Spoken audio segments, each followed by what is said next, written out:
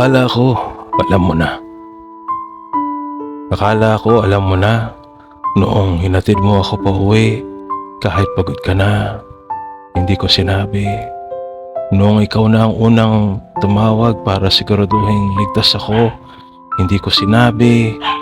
Noong pinili mo akong intindihin sa mga araw na hindi ko maintindihan ng sarili ko, hindi ko sinabi. Hindi dahil hindi kita mahal, kundi dahil akala ko, alam mo na. Akala ko sapat na ang pananatili ko, akala ko sapat na ang presensya ko, akala ko may bukas pa, kaya hinayaan kong lumipas ang napakaraming araw nang hindi mo naririnig mula sa akin ang tatlong salitang pinaka-deserve mong madinig. Mahal kita. At habang tumatagal, lalo akong naging kampante dahil nandyan ka naman, palagi kang nandyan hanggang sa isang araw, hindi na. At doon ko lang naunawaan na may mga huling yakap pala na hindi nagpapakilala bilang huli. May mga huling usap na parang ordinaryong araw lamang. May mga huling paalam na hindi mo alam na paalam na pala.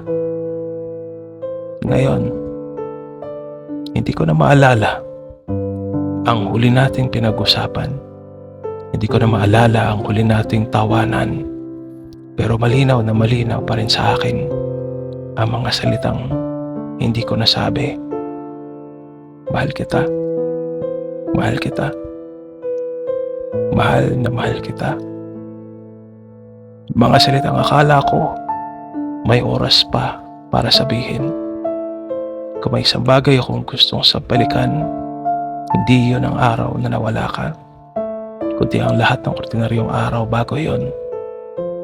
Dahil kung alam ko lang na darating ang araw na to, hindi kita hahayaang umalis nang hindi naririnig kung gaano kita kamahal.